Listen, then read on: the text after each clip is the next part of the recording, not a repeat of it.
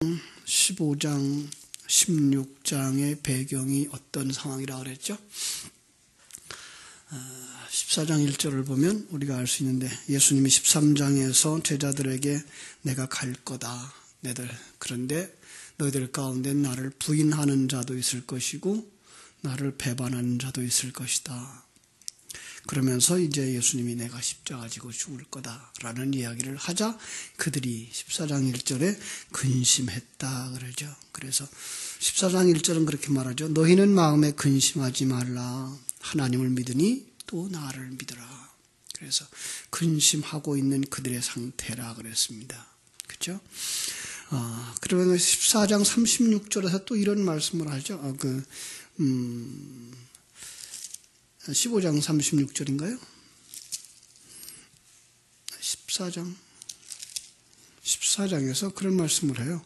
무슨 말씀인가 하면 지금은 따라올 수 없으나 후에는 따라올 거다라고 말씀을 하고, 또 여기서 오늘도 말씀하시기를 지금은 너희가 말해도 알지 못한다. 그런데 그 성령이 오시면 그때 너에게 알려주겠다. 이렇게 알아들을 것 같으면서도 알아들을 수 없는 말씀을 계속하는 것을 볼 수가 있습니다.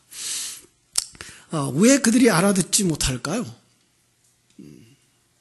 지금 예수님의 그 3년 반의 공생에는 아직 후에 성령이 오시기 전의 삶의 모습을 그대로 보여주고 있기 때문에 그들은 알아듣지 못하는 그런 그림으로 이렇게 그려지고 있는 겁니다. 다시 말하면 성령 받기 전에 이 제자들의 모습은 하나님이 영의 세계의 것을 이야기해 주어도 알아듣지 못하더라라고 하는 얘기를 하는 겁니다.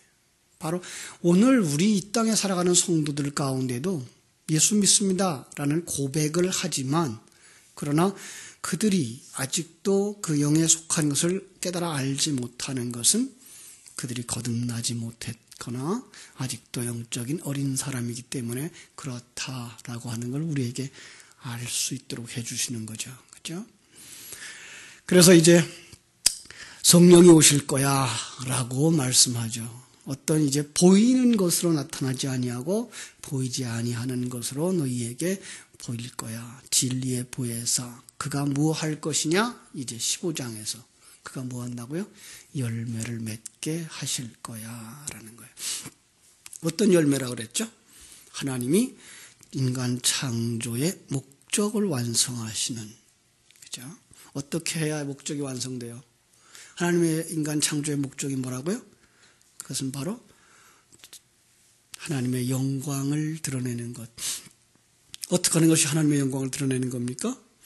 자기가 드러나지 아니하고 자기의 영광을 취하지 아니하고 자기를 내려놓고 자기 속에서 일하시는 하나님의 의해서 그 삶이 드러나고 삶이 깨달아지고, 그리고 그 완성의 길로 성령님과 함께 가는 삶, 그것이 바로 하나님이 원하는 열매, 그것이고 하나님이 만든 인간 창조의 목적의 실현, 그것을 누가 한다고요?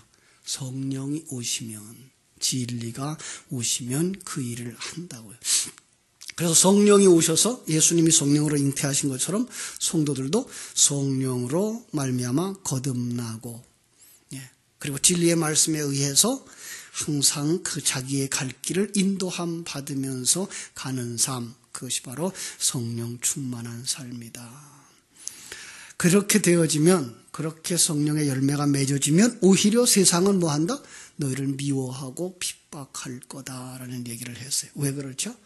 그건 자기들에게 속하지 아니하기 때문에, 그리고 자기들과 전혀 다른 속성을 가지고 살아가니까 물과 기름이 분리되어지는 것처럼 그들은 너희들을 핍박하고 내쫓고, 그걸 요한복음 9장과 10장의 이야기로 말하면 소경이 눈을 뜨자 사람들은 그를 내쫓는 그림으로 그려지는 건데, 그 일은 누가 하는 거다?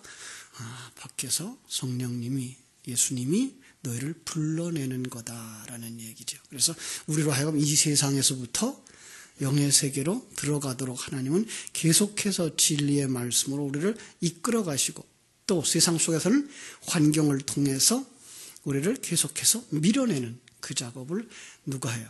하나님이 하신다라는 얘기를 여기서 하고 있는 겁니다. 그래서 열매를 맺으면 우리는 그 열매를 어떻게 나타내요? 이 세상 속에서 쫓겨나는 모습으로, 그리고 하나님으로 가는 모습으로. 그런데 하나님에게로 어디로 가요?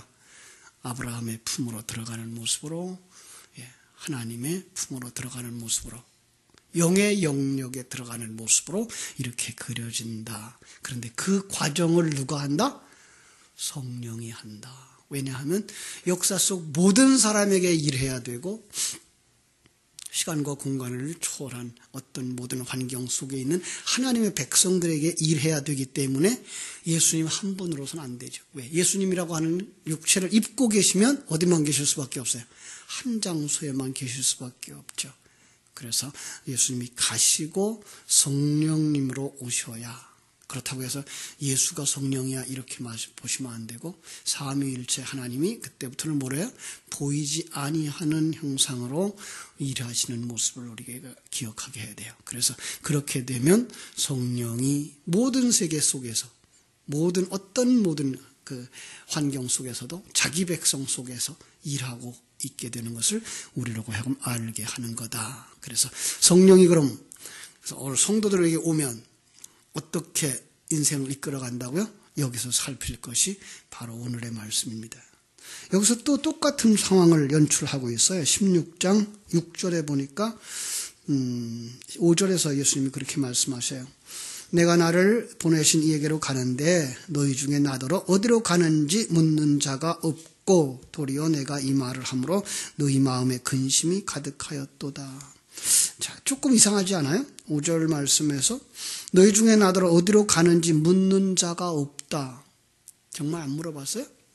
앞에서 물어봤잖아요. 누가 물어봤어요? 베드로도 물어봤고 도마도 물어봤고. 그런데 왜 안 물어봤다 그러죠? 그들이 묻는 건 뭘 묻는 거예요? 그들이 묻는 건 육체적 예수의 행적을 묻는 것이고, 예수님이 너희들이 뭐 안 물어봤다라고 하는 건 뭐예요? 영적인 사역으로 어떤 것을 하실 겁니까? 어떤 일을 일어날 것입니까를 묻는 자가 없었다는 거예요. 왜요? 그들은 아직 영적인 것에 대한 눈이 안 열렸기 때문에 그걸 물을 수가 없어요. 성도들과 이렇게 가끔 얘기를 하다 보면 영적으로 열려있는 사람들과는 영적인 내용이 통해요.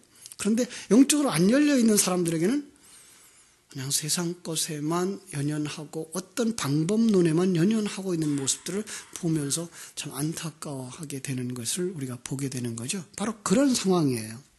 그래서 이제 예수님이 내가 너희들에게 실상을 말하는데, 내가 떠나가는 것이 육체에서부터 벗어나는 것이, 그죠? 그러니까 보이는 것으로부터 떨어지는 것. 그래서 하나님은 이 땅에서 뭐 한다고요? 보이는 것들로 이제 일하지 않는다고요. 보이지 않는 걸로 일한다고요. 그러니까 우리가 보여주세요, 이렇게 현상을 나타내서 증거를 주세요라고 하는 건, 그건 아직도 보이는 예수를 찾고 있는 제자들의 그 상황인 것이고요. 영의 눈이 열려진 사람들은 자기의 삶 속에 있는 하나님의 역사를 보는 거죠. 이 부분이에요.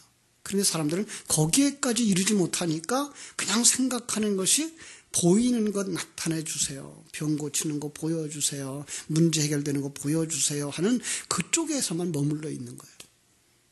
그러니까 하나님이 지금 어떤 일을 당신 안에서 하고 계신데, 여러분 속에서 내 안에서 일하고 계신데 그거에 대한 관심이 없어요.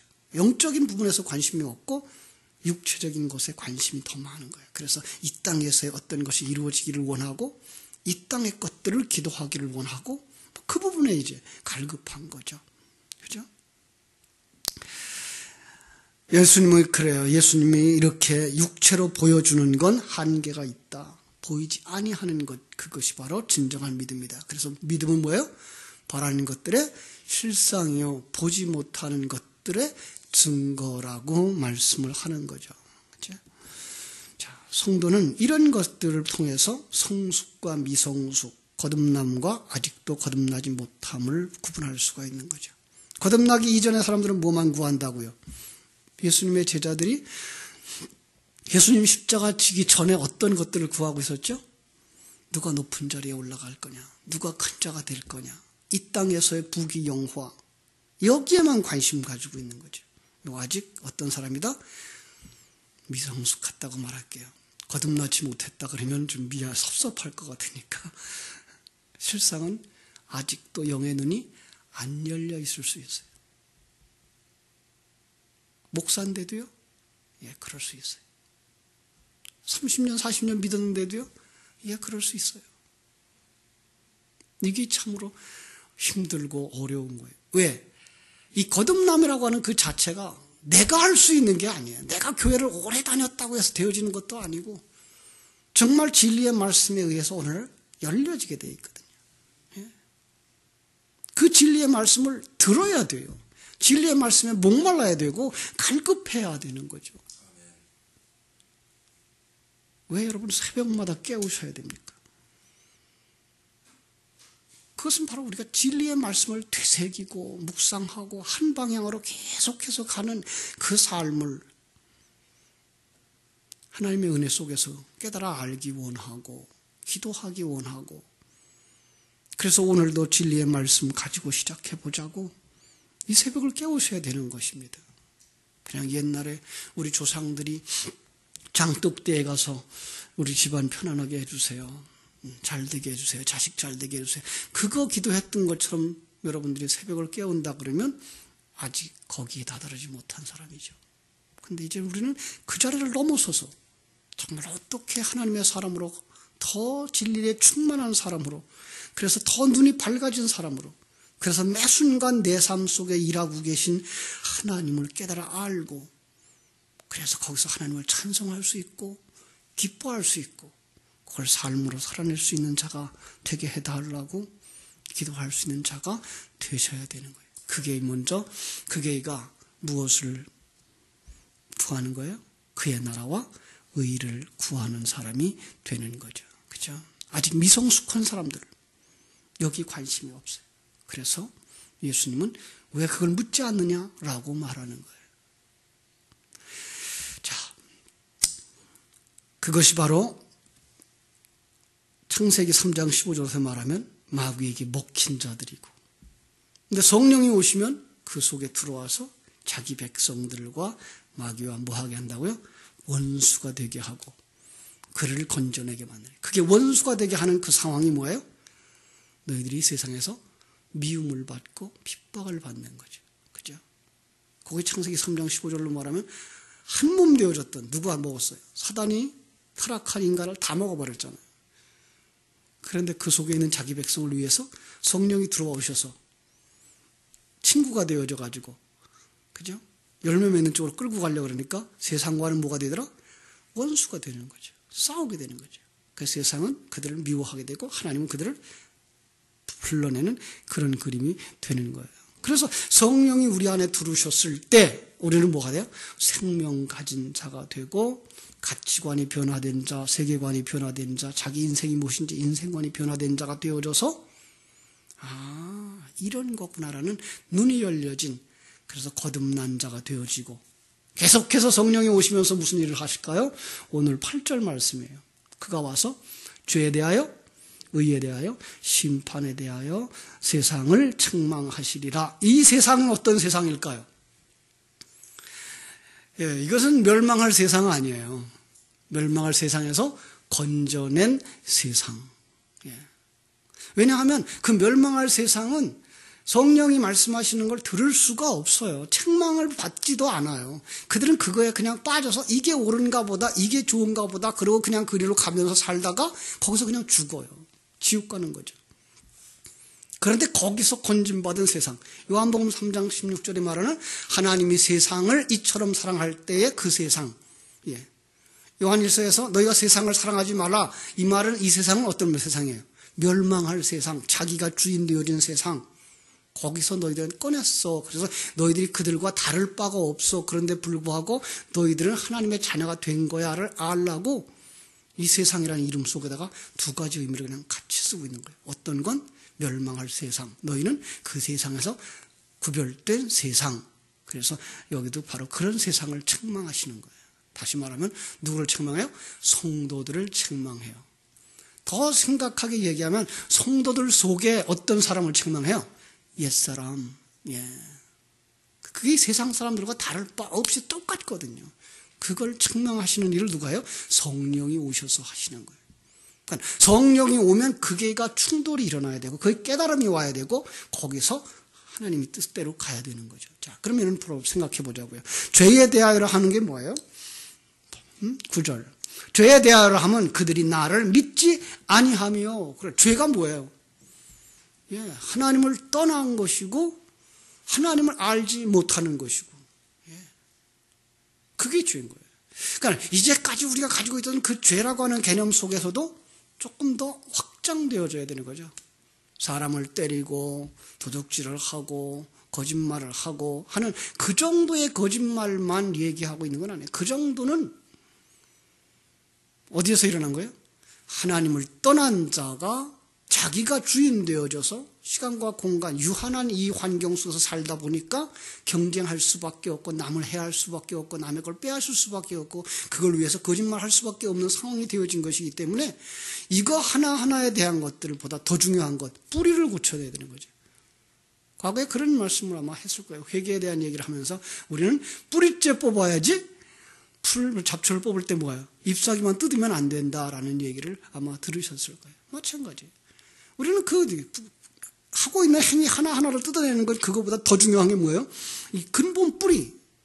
하나님을 떠나 자기가 주인 되어진 그 뿌리를 고쳐내지 않으면 아무리 뜯어내도 그 상황은 또 벌어지는 것이고, 그 뜯어내도 또 벌어지는 그 행동은 오히려 누구만도 못할 수 있다?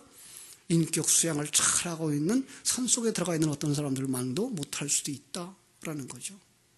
그런데 하나님은 그걸 여전히 죄인이라고 말하고 아직도 그런 죄를 행하고 있지만 그들 속에 뿌리가 바뀌어진 사람들. 과거에는 다른 독수리에게로 팔을 뻗치고 뿌리를 내렸던 자가 이제 잘려져서 그리스도에게 접붙임당해서 완전히 다른 뿌리를 가진 거죠. 자기가 중심되어지고 왕되어졌던 자에서 하나님만이 주인이고 왕인 것을 깨달아 아는 자리로 돌아왔을 때에 그것을 바로 하나님과 하나 되어졌다, 구원받았다라고 말하는데 이 부분에 대한 것들을 깨달아 알게 하시는 걸 누가 한다? 성령이 하신다라는 거죠. 그러니까 성령이 깨닫게 하시는 그 죄라고 하는 걸 철저히 깨닫는 거예요. 내가 하나님을 떠난 것. 성경은 그래서 계속 그거에 대해서 얘기하죠. 탕자의 비유, 그죠? 이스라엘 백성들이 하나님을 거역함, 이런 것들이 다 하나님의 뜻을 거역하고 자기가 주인이 되어서 살아가고 있는 모습들을 갖다가 계속 죄인이라고 말하는 것이거든요. 그걸 깨닫게 하시는 거예요. 자기 영광을 위해 사는 사람, 그죠? 요한복음 12장 43절에서도 저희는 사람의 영광을 하나님의 영광보다 더 사랑하였더니, 자기가 나타나는 거예요. 하나님이 나타남보다 더 큰 거예요. 뭐가 있어요? 자기가 살아있는 거예요. 이게 죄라는 거죠. 창조 목적에 어긋나는 거죠. 그래서 죄라는 말을 우리 원어라는 것 쓰면서 잘 얘기했던 것, 하마르티아라는 말은 무슨 뜻이에요? 관역에서 벗어났다라는 것인데 그 관역이 뭐예요?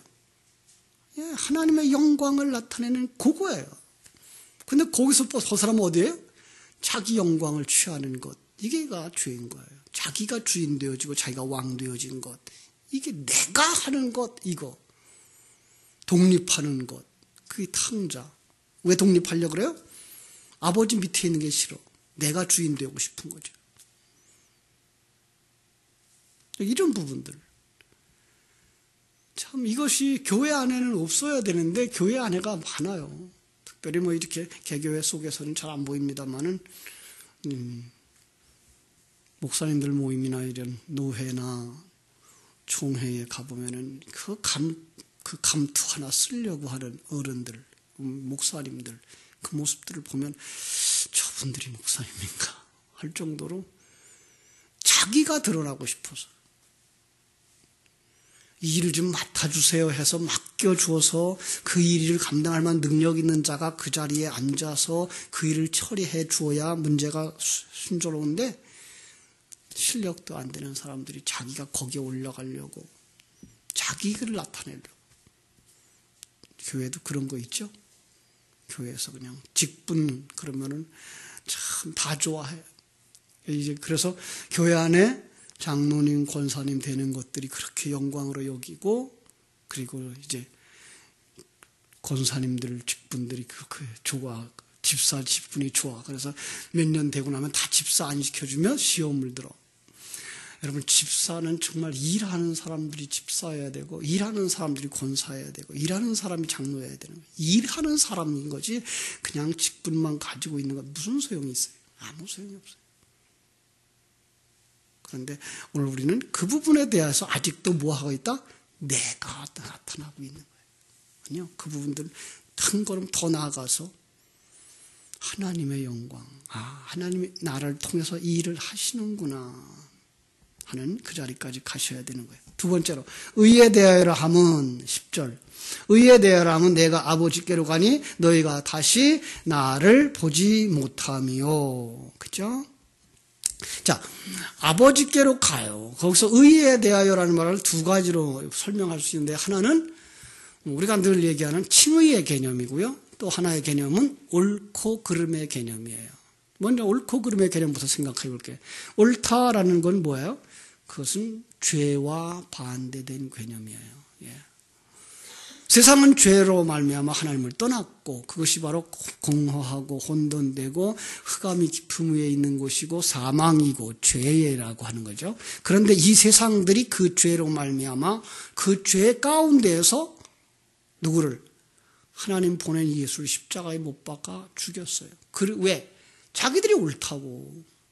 예수님을 그래서 그 심판하는 그 사람들은 예수에게 어떤 죄를 덮어 씌우죠? 참남하다라는 말을 써죠. 그래서 이제 그 다음에 또 하나는 십자가에 못 박아 죽이는 죄. 이거는 반역죄인들이에요. 영적을 모의했던 자들을 십자가에 못 박아 죽이는 거였어요.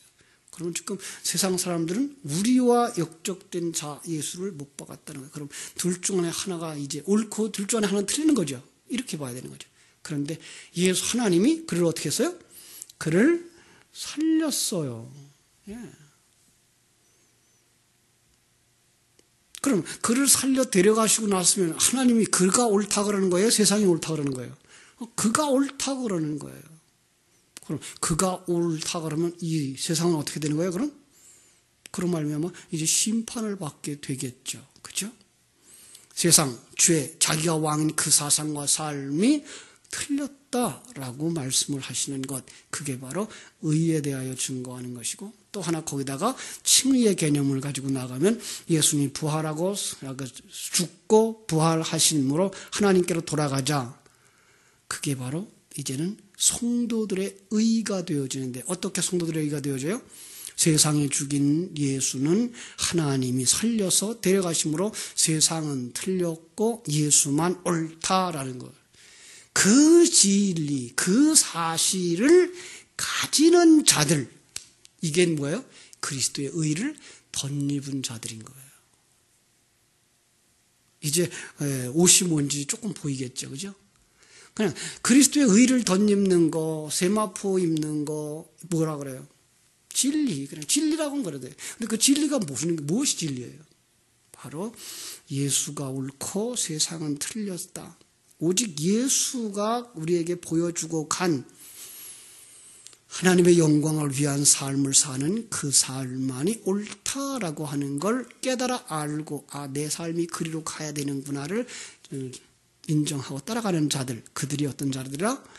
그리스도의 의를 덧입은 자들이다라는 거죠. 그렇죠?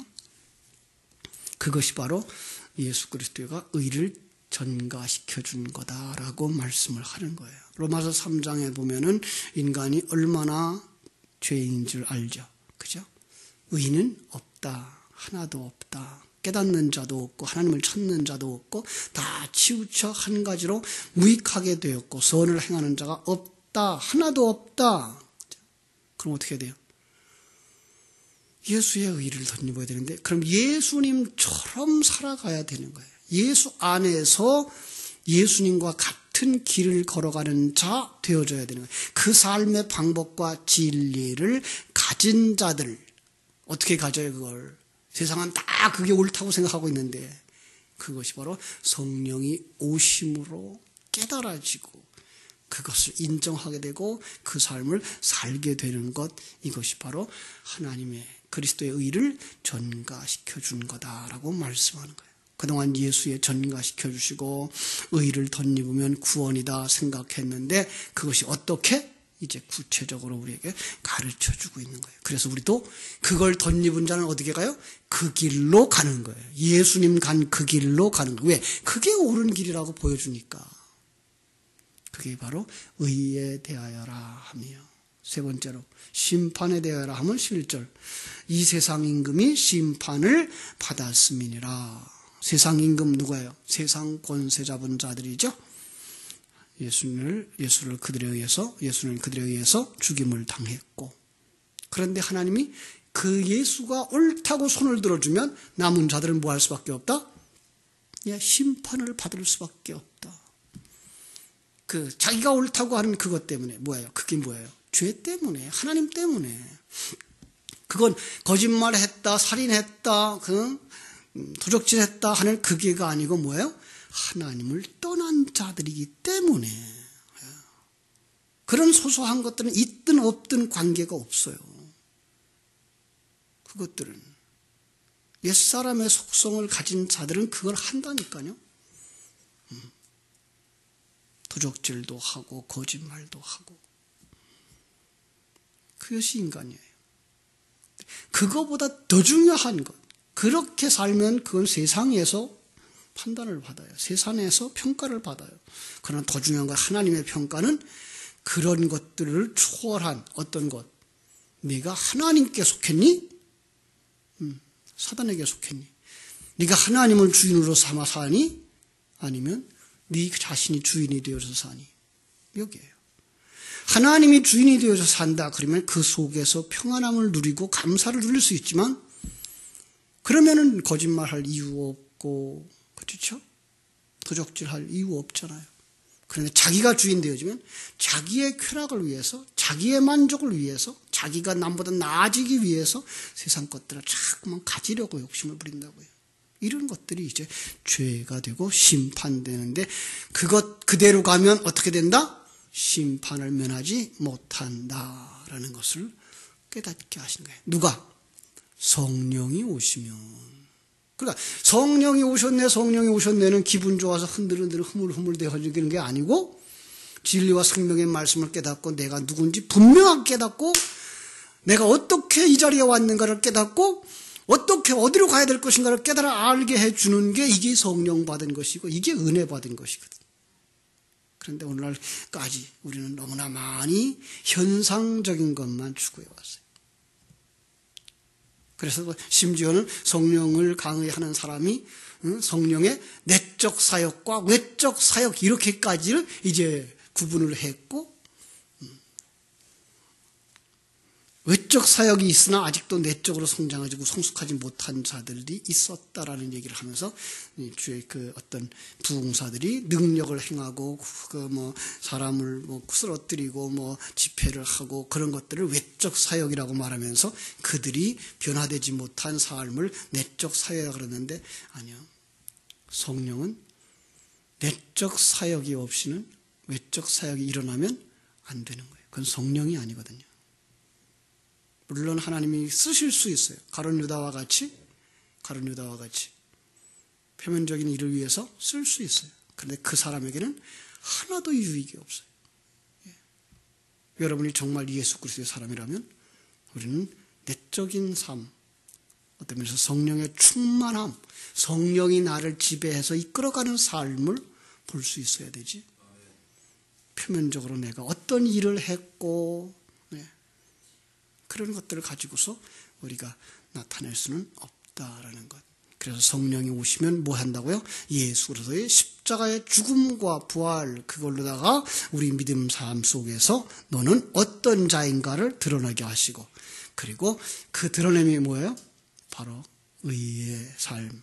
갈라디아서 2장 20절 말씀처럼 그리스도가 내 안에서 사는 삶, 그리스도와 같은 삶을 살게 되는 거예요. 그래서 13절, 진리의 성령이 오시면, 자, 그런데 12절에 보니까 내가 아직도 너에게 이를 것이 많으나 지금은 너희가 감당하지 못하리라. 왜?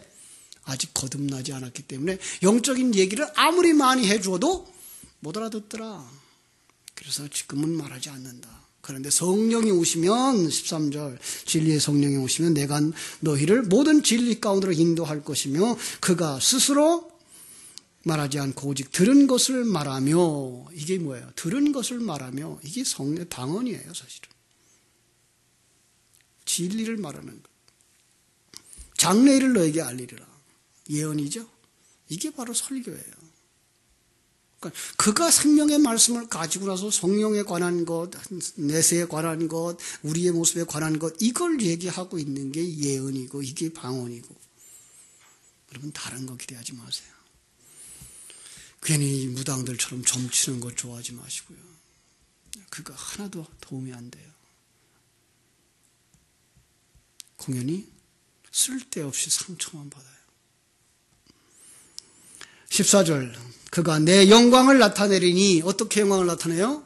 이미 그가 없어지고 그 안에 뭐만 있어요? 진리만 있어서. 그죠? 내 것을 가지고 너희에게 알리겠습니다. 성령도 그러한 삶을 사실 것이며 우리도 그러한 삶을 살아야 하는 것입니다. 왜냐하면 무릇 아버지께 있는 것은 다 내 것이라. 아버지 것이 내 것이래요. 그럼 지금 예수님이 누구를 가지고 있다는 거예요? 아버지를 가지고 있다는 거예요. 그죠? 그래서 또 성령이 오시면 뭐 한다고요? 그가 내 것을 가지고, 그럼 뭐예요? 이제까지 가지고 있는 그 진리를 가지고 너희에게로 알리시리라. 그죠? 그래서 진리의 성령의 말씀이 예수를 통해서 우리에게 말씀해 주고 싶었던 그 내용들을 성령으로 말미암아 깨닫게 해 주시는 거예요. 예수의 그 외형적인 삶이 아니라 예수를 통해서 우리에게 보여주고 싶었던 기름 부음 받은 자들의 삶, 그 삶을 보여준 대로 따라가며 사는 삶을 살게 되는 것. 이게 뭐예요?